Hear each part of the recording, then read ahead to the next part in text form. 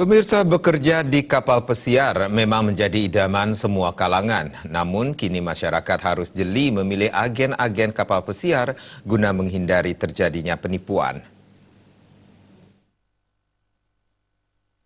Kasus terbaru sempat terjadi di wilayah Busumbiu, Buleleng. Berniat mencari kerja di kapal pesiar, korbannya ditipu hingga ratusan juta rupiah oleh oknum yang tak bertanggung jawab. Menyikapi permasalahan ini, pihak di Snaker Buleleng sudah mewanti-wanti kepada masyarakat untuk lebih jeli dalam memilih agen yang legal.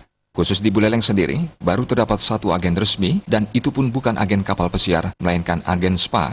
Kepala Dinas Tenaga Kerja Buleleng Imade Dwi Priyanti menjelaskan, mengantisipasi penipuan, pihaknya akan segera menggelar sosialisasi ke desa-desa untuk memberikan pemahaman kepada masyarakat agar lebih jeli dalam memilih agen kapal pesiar pada khususnya.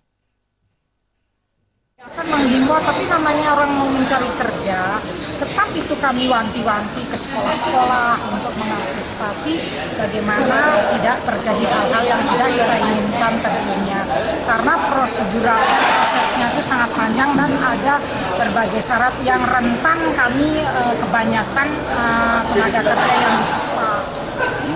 Kalau kapal pesiar, ketika mereka sudah duduk di LPKS, Lembaga Pelatihan Kerja Swasta, mereka sudah diberikan bagaimana untuk bekerja di kapal tersebut.